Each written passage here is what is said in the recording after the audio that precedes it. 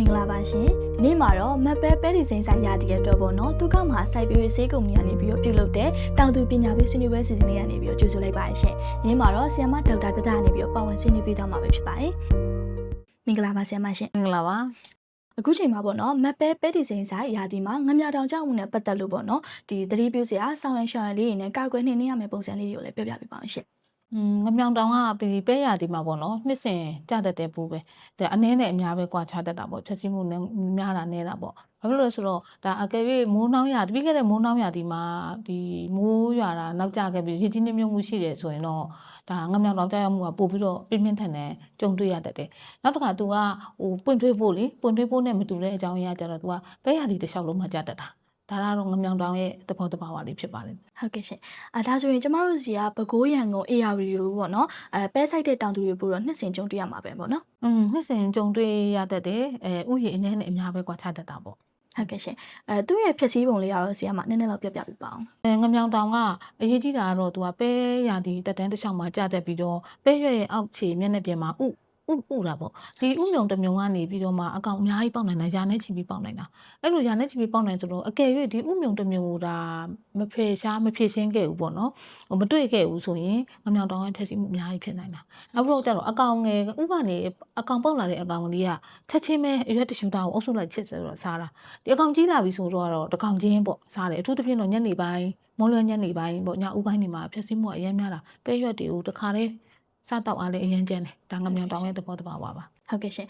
ဘလို့ချင်းနေမျိုးမှာဆိုရင်ပေါ့နော်ကာကွယ်ဖို့ခက်တာလေဆရာမပိုးအကောင်ကြီးသွားပြီပေါ့ပိုးကောင်ကြီးသွားပြီးတော့ပဲပင်အောက်ခြေကိုဆင်းပြီးတော့သူတို့ပုံပြီးတော့စားတယ်ညဘက်မှာနှိမ်နှင်းနေဆိုတဲ့ဟိုပေါ့ဖြက်စီးတယ်ဆိုတဲ့ဟာမျိုးမှာဆိုတော့နှိမ်နှင်းရခက်သွားပြီအစောပိုင်းကာလကတော့ငမြောင်တောင်ကပိုးအကောင်ငယ်သေးတဲ့အတွက်ကြောင့်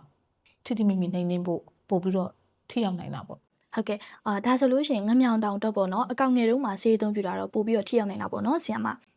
ဒါမှန်တယ်ငမြောင်အကောင်ငယ်တုန်းမှာပဲနှိမ်နေတာအကောင်ဆုံးပဲဟုတ်ကဲ့ရှင်ပေါ့နော်ဘယ်လိုလေးနှိမ်နေရမယ်ဘယ်လိုဆေးလေးအသုံးပြုရမယ်ဆိုတာတော့အသေးစိတ်ပြပြပေးပါအောင်ရှင်ငမြောင်တောင်ကပေါ့ဒီနှိမ်နေနေဆိုတာမှာဟိုပေါ့မတို့ဟိုပါပေါ့ဒီဓာတုဆေးသုံးတာအပြင်ကိုပေါင်းပြတ်နှိမ်နေဖို့လည်းမဖြစ်မနေလိုအပ်တယ်နောက်တစ်ခါစိုက်ကင်းတန်ရှင်းရေးပေါ့အဲ့ဒါလည်းအရန်ကိုအရေးကြီးတယ်ဒါဓာတုဆေးနဲ့အတူတူတွဲပြီးတော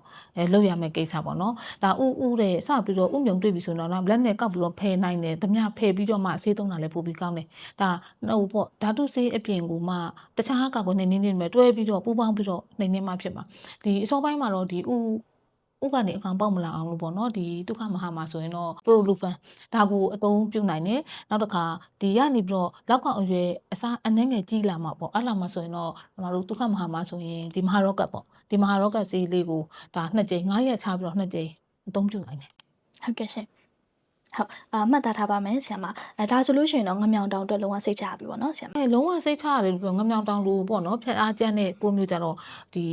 ့ဒီဆေးနှမျိုးကိုအကောင်ငယ်စင်မှာထိမိသုံးထားမှာနောက်တစ်ချက်အရေးကြီးတာကြတော့ဒီပိုးသက်ဆေးကိုမနက်ပိုင်းဖြန့်ညနေပိုင်းဖြန့်ပေါ့ဒါလည်းအရေးကြီးတယ်ဒီ Prolufan လိုမျိုးဒီမဟာရော့ကတ်လိုမျိုးဆေးမျိုးကြတော့ဒါညနေခင်း3နာရီခွဲမှာဖြန့်ရမှာဘာဖြစ်လို့လဲဆိုတော့သူကဟိုထိသိဆေးတက်ဆိုရင်တော့ညနေမိုးချုပ်မှာပေါ့နော်တောင်သူတွေကညနေဆောင်းမှာဖြန့်ကြတာပေါ့ဒီလိုမျိုးစားတဲ့ပင်လုံးမြအာနိသင်ရှိတဲ့ဆေးတွေကြတော့ညနေအရွက်သေးကိုတိချာထိုးပေါက်စိတ်ဝင်နိုင်မဲ့ညနေခင်းအစောပိုင်းခေါ်မှာပေါ့3နာရီခွဲမှာဖြန့်တာတော့ဒါအရေးကြီးတဲ့အချက်ထဲမှာပါတယ်နောက်တစ်ခါငမြောင်တောင်ကအကောင်ကြီးအဆင့်9-6ကိုရောက်တော့မှဖြန့်ရင်တော့ဘယ်ဆေးမဆိုထိရောက်မှုအရင်အားနေတယ်ဒါကြောင့်မလို့ဒုက္ခမှာဆေးကိုသုံးမယ်ဆိုရင်လေပိုးရဲ့တက်တန်းအစောပိုင်းကာလမှာညနေခင်း3နာရီခွဲမှာသုံးပါလို့အမကတော့အကြံပြုချင်ပါတယ်ဟုတ်ကဲ့ရှင်ဟုတ်ဒါလေးလည်းတေချာလိုက်နာမယ်အချက်တွေပဲပေါ့နော်အကျိုးလည်းအရန်ရှိပါတယ်ဆရာမအခုလိုမျိုးဆွေးနွေးပေးတာကိုလိုက်နာရဆိုရင်တော့ကျမတို့ငမြောင်တောင်အတွက်တော့စိုးရိမ်မှုမရှိတော့ဘူးပေါ့နော်ဒုက္ခမဟာရဲ့ Prolufan မဟာရော့ကတ်ဆေးလည်းအဆင်သင့်ရှိရပဲလ